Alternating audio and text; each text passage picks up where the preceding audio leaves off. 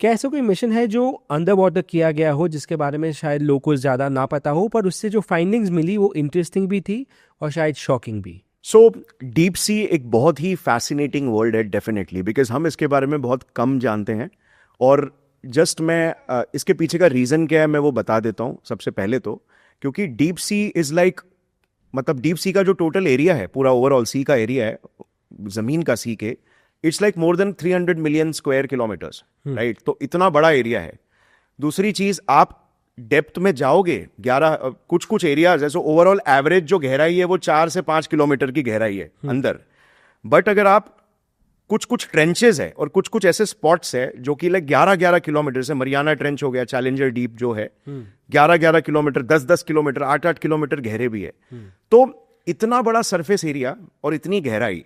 अब अगर आप समुद्री सतह पे हो तो एटमॉस्फेयर जैसे अभी हम जो फील कर रहे हैं, तो ये समझ लो कि प्रेशर यहां पे इस रूम में 1 एटमॉस्फेयर का प्रेशर है जी। मतलब हमें नॉर्मल फील करा रहा है, क्योंकि जो एयर के पार्टिकल्स है वो हमें चारों ओर से कहीं ना कहीं कंप्रेस कर रहे हैं, because we are occupying some space in this atmosphere, right? तो वो कंप्रेशन चालू है। बट जैसे जैसे आप 10-10 मीटर नीचे जाते हो डेप्थ में, तो एक एक एटमॉस्फेयर बढ़ता चला जाता है। ओके। मतलब आप नीचे चले जाते हो एकदम 11 किलोमीटर नीचे तक, तो 1000 एटमॉस्फेयर जितना प्रेशर होगा। मतलब समझो कि आईफिल टावर का जितना वेट है उतना फोर्स आपके शरीर पे चारों बाजू से लग रहा है। मतलब आपके जो लंग्स है और आपके जो एम्प्टी कैविटीज है, जो आपके बोन्स है, सब कट करके फट जाएंगे। अब इस लेवल पे नीचे जाके मैपिंग करना ओशन फ्लोर का, इट्स एक्सट्रीमली हार्ड जी। क्योंकि हम मैपिंग के लिए क्या यूज करते हैं, हम जीपीएस वगैरह ये सब थोड़ी ना यूज करते हैं, हम सोनर वेव्स यूज करते हैं। और वो हाई प्रोसेशन सोनर वेव्स को नीचे लेकर जाके उसको मैपिंग करना, it's a very slow process as well. बहुत स्लो प्रोसेस है, आपको धीरे धीरे धीरे जाना है। और सोनर वेव्स जो होते हैं वो इतने एक्यूरेट भी नहीं होते। GPS is very accurate, sonar is like कि मतलब आपको काफी टाइम लगता है लोकेशन को पता लगाने के लिए। सो इस वजह से हम कहीं 5 से 20% ही ओशन फ्लोर को हम ये कर पाए। प्लस डार्कनेस है, तो आप देख भी नहीं सकते कि भाई कहां जा रही है जी। So it's very hard to actually map the ocean floor. हमारे लिए मार्स पे या किसी और ग्रह में जाके उसकी मैपिंग करना ज्यादा इजी है, क्योंकि सैटेलाइट से हम कर लेते हैं इजीली, राइट? उसमें ये सारे चैलेंजेस नहीं है। सो अब बात करते हैं कि ये जो सी क्रीचर्स है, जो डीप सी क्रीचर्स है, ये इनकी डिस्कवरी कैसे हुई, क्या क्या डीप सी क्रीचर्स है, कितने ये वियर्ड है, क्या क्या वियर्ड इनमें विशेषताएं, एडेप्टेशंस है।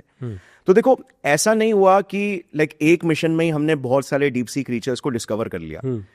बहुत सारे मिशंस कंडक्ट होते रहते हैं अलग अलग डेप्थ्स में। सो समुद्र के अलग अलग डेप्थ है। स्टार्टिंग में आता है आपका सनलाइट जोन आ गया, फिर उसके नीचे समझ लो ट्वाइलाइट जोन, फिर मिडनाइट जोन, फिर एबिसिमल डेप्थ्स, और फिर उसके नीचे आ गया आपका हेडल जोन। सो 6000 किलोमीटर, 6000 मीटर यानी 6 किलोमीटर से नीचे आपका आ गया हेडल जोन, जहां पे सनलाइट पेनिट्रेट ही नहीं कर सकती। इनफैक्ट सनलाइट तो डिम होना 200, 300, 400 मीटर ट्वाइलाइट से ही शुरू हो जाता है। हाँ, 200 मीटर से ही स्टार्ट हो जाता है। सो नीचे तो सनलाइट का एस भी नहीं है, पूरा डार्क, पिच डार्क। अब वहां की जो लाइफ है वो टोटली अलग है। मतलब हम सोच नहीं सकते वैसी लाइफ है, ठीक है? उसके बाद, और वो क्यों वैसी लाइफ है उसके बारे में भी हम बात करेंगे। बट ये सब लाइफ की डिस्कवरीज कैसे होती है, तो अभी जस्ट रिसेंटली आई थिंक 2020-21 में एक बढ़िया सा एक्सपेडिशन किया गया था। बहुत ही एम्बिशियस प्रोजेक्ट था, और वो प्राइवेटली फंडेड था। कोई विक्टर वेस्कोनी करके एक इन्वेस्टर है अमेरिकन, तो उनके द्वारा वो फंडेड था। क्योंकि प्रॉब्लम क्या है ना कि नासा जैसे एजेंसीज ना फंड ही नहीं करते।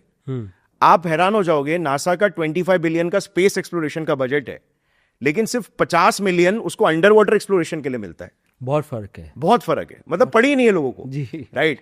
तो प्राइवेट फंड से जितना भी, और ये भी एक रीजन है कि हम मैप नहीं कर पाए, क्योंकि प्राइवेट इन्वेस्टर कितना पैसा अपना डाले जी, राइट? उसको जो काम रहेगा वो अपने काम के हिसाब से डालेगा, वो थोड़ी ना मैपिंग सरकारी काम थोड़ी ना करेगा जी। तो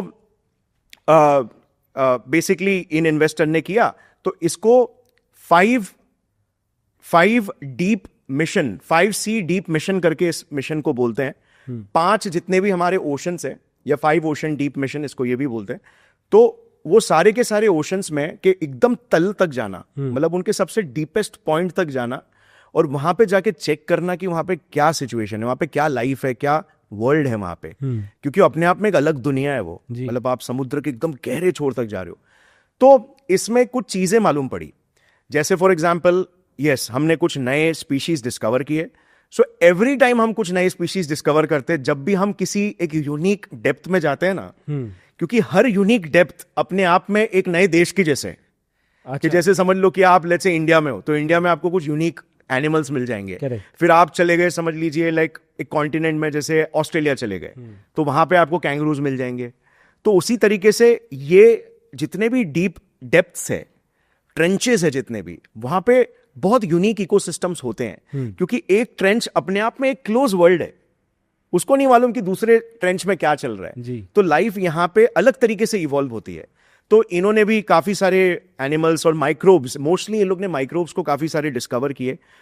और एक था स्नेल फिश करके, एक है जिसके आपने लोग ने शायद इमेजेस भी देखा होगा। बहुत थोड़ा वियर्ड सा, ऐसे गोल्गी सा दिखता है वो क्रीचर। हाँ। और बहुत सारे ऐसे बैक्टीरिया और माइक्रो ऑर्गेनिजम्स जो कि केमिकल खाते हैं, केमिकल खा के जिंदा रहते हैं, क्योंकि ऑब्वियसली सनलाइट तो है नहीं जी। तो केमिकल खा खा के ये लोग जिंदा रहते हैं। सल्फर ईटिंग, एमोनिया और मीथेन, ये सारी चीजें जो है, तो इनसे इनका वो चलता है, खाना पीना चलता है। मोस्टली सल्फर ईटिंग बैक्टीरिया और ये ज्यादा होते हैं। एक बहुत हैरानी वाली चीज पता चली हमें कि मोस्टली सारे के सारे डीप ट्रेंचेस में भर भर के प्लास्टिक मिला, भर के प्लास्टिक रैपर्स, चॉकलेट के रैपर्स, प्लास्टिक बॉटल्स। मतलब नीचे तक जा रहे हैं, नीचे तक जा रहा है वो, इतने डेप्थ तक जा रहा है। मतलब आप इमेजिन करिए कि, और ये रिपोर्ट है, ऑफिशियल रिपोर्ट है, 88 मरीन स्पीशीज में, आई थिंक 2017 या 18 की रिपोर्ट है, 88% मरीन स्पीशीज में माइक्रोप्लास्टिक्स मिल रहा है, और 30% टर्टल्स में मिल रहा है प्लास्टिक अच्छे खासे लेवल्स में, 60% सी बर्ड्स में मिल रहा है। सो ये उस गहरे उसमें ये पता चला। फिर हमें और भी कुछ इकोसिस्टम्स के बारे में मालूम पड़ा, कि जैसे मीथेन साइकिलिंग के बारे में एक इकोसिस्टम मिला। अब क्या होता है कि ये जो अंडर वाटर इलाका है, ये पूरे के पूरे जो पूरा ओशन के एनर्जी सिस्टम को मेंटेन करने का बहुत बड़ा रोल प्ले करता है। सो बेसिकली होता क्या है कि जब हम बोलते हैं डीप सी की बात, तो लेट्स से कि लाइक एकदम डीप सी, जैसे 8,000, 9,000, 10,000 तल की बात करते हैं, समुद्री तल। तो समुद्री तल, हमें लगता है कि समुद्री तल तो बस एक फ्लोर होगा, ओशन फ्लोर होगा, बट वहां पे बहुत सारे इकोसिस्टम्स है। जैसे वहां पे हाइड्रोथर्मल वेंट्स होते हैं। ये हाइड्रोथर्मल वेंट्स ज्यादा कॉन्सेंट्रेटेड है ring of fire, Pacific ring of fire area में जी। तो वहां पे बहुत ज्यादा है, 75 to 80% हाइड्रोथर्मल वेंट्स है। और ये हाइड्रोथर्मल वेंट्स में बहुत सारे एनिमल्स रहते हैं, बहुत सारे बैक्टीरियाज रहते हैं, बहुत सारे वर्म्स रहते हैं। क्या है एग्जैक्टली हाइड्रोथर्मल वेंट? सो हाइड्रोथर्मल वेंट क्या होता है कि जैसे एक अंडर वाटर वोल्केनो है। तो वोल्केनोस कुछ होते हैं, जैसे माउंट फुजियामा हो गया, माउंट किलिमंजारो, ये सब जो है ये खुले वोल्केनोज हैं। बट अगर वैसे ही उसका एक छोटा वर्जन अगर आपके ओशन फ्लोर में है, एक छोटा सा वोल्केनो जहां पे क्रैक्स से वाटर निकल रहा है, और एक उसका एक ओपनिंग है जहां से लावा हीट निकल रहा है, गर्म पानी निकल रहा है, उबलता, मतलब 400 डिग्री सेल्सियस वाला उबलता पानी निकल रहा है कॉन्स्टेंटली। कभी कभार तो ये लावा भी इजेक्ट कर देता है। तो वो अंडर वाटर जो वेंट्स होते हैं उनको हाइड्रोथर्मल वेंट्स बोलते हैं। और पृथ्वी में like most of the scientist, ज्यादातर साइंटिस्ट यूनानिमसली एग्री करते हैं कि पृथ्वी में जो लाइफ का जन्म हुआ था वो भी इन्हीं हाइड्रोथर्मल वेंट्स में ही हुआ था। अच्छा। सो लाइफ सनलाइट के थ्रू नहीं आई है, सन के एनर्जी की वजह से है, क्योंकि लाइफ को एक एनर्जी सोर्स चाहिए। जैसे समझिए कि लाइफ के क्या इंग्रेडिएंट्स है, 3 मेजर इंग्रेडिएंट्स है। एक तो हो गया केमिस्ट्री, की केमिकल्स हमें चाहिए, जिसमें आ गए आपके जो न्यूक्लिक एसिड्स आ गए, फैटी एसिड्स आ गए, फैट्स आ गया जो कि लिपिड्स से सेल मेम्ब्रेन्स बनाता है, और फिर आपका प्रोटीन्स आ गए, अमीनो एसिड्स जी। सो डीएनए जो कि न्यूक्लिक एसिड हो गया, प्रोटीन, और फिर आपका फैट्स, ये 3 आपको चाहिए। तो ये केमिस्ट्री हो गया। बट इसके साथ आपको पानी चाहिए, क्योंकि एक मीडियम चाहिए जी। वो पानी में तो मिक्स होंगे, तो पानी तो था ही अंडर वाटर में। और फिर आपको एक एनर्जी चाहिए। जैसे हम एक चाय बना रहे हैं, तो हमने चाय पत्ती और दूध डाल दिया, और तो अब चाय नहीं बन जाएगी, राइट? अपने को उसको मिक्स करने के लिए एनर्जी चाहिए, जिससे कि वो केमिस्ट्री क्रिएट हो, गैस की जरूरत है। तो ये पूरा का पूरा जो एनवायरनमेंट है, ये अंडर वाटर वोल्केनो, वो हाइड्रोथर्मल वेंट्स के अराउंड था। सो लाइफ लैंड पे शुरू नहीं हुई है, पानी के अंदर पानी के अंदर शुरू हुई। लाइफ पाताल से है, स्वर्ग से नहीं है। जी। ये रियलिटी है। सो ये हाइड्रोथर्मल वेंट है, ये अंदर अभी भी है, और यहाँ पे एक यूनिक इकोसिस्टम है।